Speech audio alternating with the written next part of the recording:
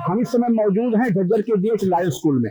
ये वही स्कूल है जो प्रयागराज में अभय सिंह आइटन बाबा के नाम से मशहूर हुए अभय सिंह का वही स्कूल है। इसी स्कूल में अभय सिंह ने अपनी मिडिल की परीक्षा जो है, मिडिल की शिक्षा जो है वो यहाँ पर ग्रहण की थी। और मैं दिखा दूं के सामने जो बोर्ड देखा जा रहा है ये डीएच लायंस स्कूल का है। हमारे साथ यहाँ स्कूल के संचालक भी मौजूद है, स्कूल के कुछ अध्यापक भी मौजूद हैं। उन्हीं से जानेंगे कि स्कूल में अभय सिंह का ये आइटन बाबा का स्कूल में किस प्रकार का अपने छात्र कार्यकाल के दौरान किस प्रकार का आचार व्यवहार रहा है, किस प्रकार के संस्कार रहे हैं, उनसे बातें करेंगे कि अभय सिंह ने अपनी शिक्षा जो डीएच लायंस स्कूल में प्राप्त की थी उस दौरान उन्हें किस प्रकार के संस्कार जो है यहाँ स्कूल संचालकों को, स्कूल के शिक्षकों को देखने को मिले थे, उनसे बात करेंगे। सर, अभय सिंह आइटन बाबा पिछले लंबे समय से चर्चित है, प्रयागराज में खूब चर्चित रहे हैं,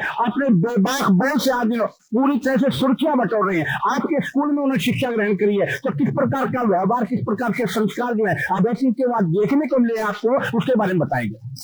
देखिए, अभय सिंह मेरे पास जो है वो प्राइमरी में आया था 1999 में, और 10वीं उसने की 2005 में, और अच्छे नंबरों से पास की उसने। 92% उसके नंबर थे, मैथ में 99 मार्क्स थे, साइंस में भी उसके 98 मार्क्स थे। बड़ा ब्रिलियंट स्टूडेंट था। और +2 में भी उसके मैथमेटिक्स में 99 मार्क्स थे, और साइंस में भी, फिजिक्स में उसके 90 थे। फिजिक्स और मैथ में उसकी पकड़ थी, और इंटेलिजेंट बच्चों में उसका नाम था। बहुत ही इंटेलिजेंट बच्चा था, और काफी जो साइंस के सब्जेक्ट से उसमें पकड़ थी। एग्जीबिशंस वगैरह में भी काफी पार्टिसिपेट करता था, और बहुत ही अच्छा लड़का था। आपकी कोई बात होती थी अभय सिंह से उस दौरान? हाँ, मैं प्रॉपर क्लासेस चेक करता था, बच्चों से इंटरेक्शन मेरी होती रहती थी। अच्छे बच्चों में उसका नाम शुमार था, और काफी मतलब पीटीएम में भी उसके पेरेंट्स आते थे, और हम उसकी हमेशा प्रेज करते थे कि बहुत अच्छा बच्चा है। इस प्रकार से अध्यात्म का रास्ता अभय सिंह ने अपनाया है, तो आपको ऐसा लगता था कि उस दौरान जब आपकी बातचीत होती तो किस प्रकार के अध्यात्म पर जाने की कोई बात किया करता था वो? नहीं, स्टूडेंट लाइफ में तो कभी ऐसी कोई बात उसने नहीं की है कि वही उसका कोई इस तरह का अध्यात्म में जाने का विचार है, या उस वक्त तो केवल पढ़ाई थी। और यहाँ पर जब कॉम्पिटिटिव एग्जाम्स के लिए तैयारी के लिए कुछ उनको प्रमोट करते थे, तो वो इसी एक इंटरेक्शन में उसको वो प्रभावित हुआ था, और वो आईआईटी के लिए उसने ये रास्ता चुना था, और आईआईटी उसने की। आपको लगता है जैसे आज वो अपनी बात बेबाकी से बोल रहा है कि मैं परिवार से दुखी था, मैं अपने माँ बाप से दुखी था, उस दौरान किसी इस प्रकार की कोई बातें आपके सामने आई थी कि परिवार को लेकर के किसी प्रकार से दुख उसने साझा किया हो, अपने पेरेंट, अपने अभिभावक, अपने या शिक्षकों से साझा किया, आप लोगों के सामने कोई ऐसा उसने बात कही है? नहीं, ऐसी कोई बात नहीं थी उस वक्त। तो बहुत ही ऐसा लगता था कि बहुत संस्कारिक बच्चा है, बच्चे में अच्छे संस्कार थे। ये तो देखो, करोड़ों में कोई एक उदाहरण होता है जो इस तरह की बातें आती है, आजकल अखबारों में भी आती है, लेकिन उनका हश्र क्या होता है आपको भी पता है। समाज में भी वो एक कलंक के रूप में देखे जाते हैं, और उनको सज़ा भी पूरी मिलती है। ऐसा कोई घर नहीं है जहाँ थोड़ी बहुत कहासुनी नहीं होती है, हर घर में होती है, लेकिन बच्चों पर इस कदर उसका प्रभाव पड़ता है, ये कोई एक आधा उदाहरण देखने को मिलता है।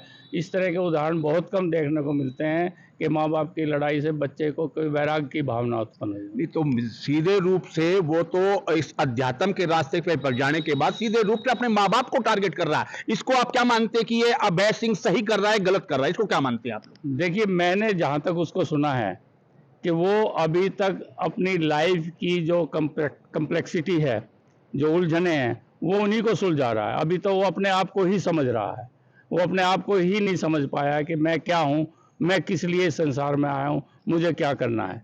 अभी तो वो उसी की खोज कर रहा है। जब उसकी खोज पूरी हो जाएगी, हो सकता है वो जगत गुरु की तरह फेमस हो जाए, हो सकता है वो बहन शिवानी की तरह उसके करोड़ों फॉलोअर हो जाए।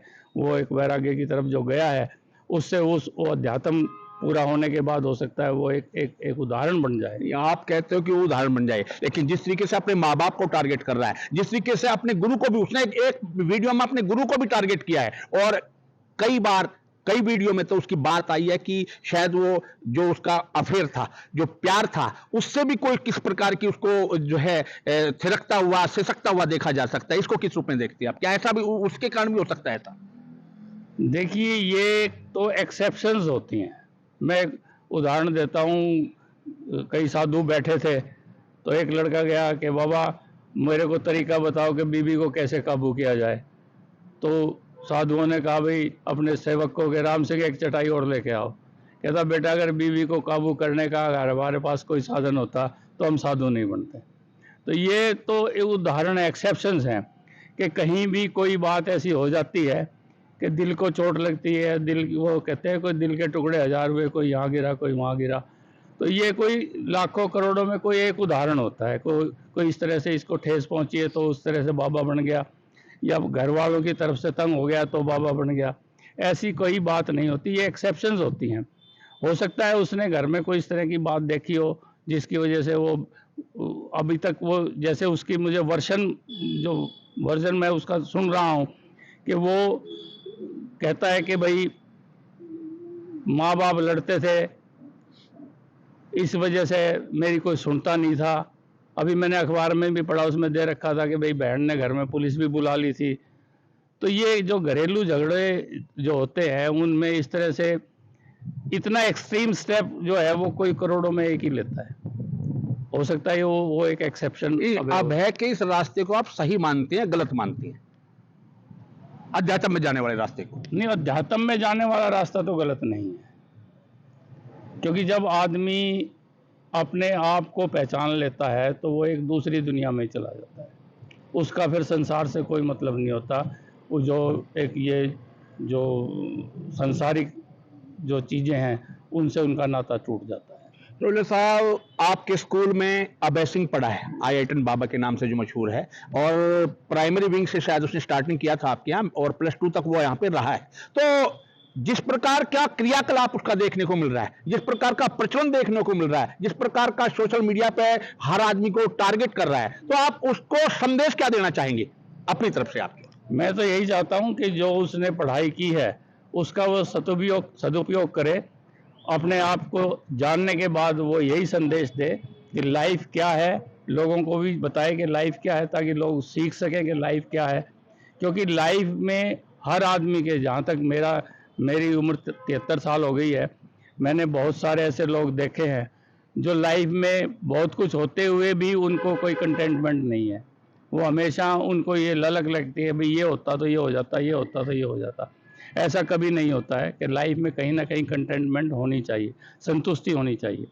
अगर वो संतुष्टि अभय सिंह को मिल जाती है कि उसको पता लग जाता है कि भाई मेरी लाइफ क्या है, तो वो एक जो धारा प्रवाह इस तरह की जो शिवानी बहन कर रही है या जो सदगुरु जी कर रहे हैं, उस धारा प्रवाह में आ जाएगा तो हो सकता है उसका करोड़ों लोगों को फायदा हो।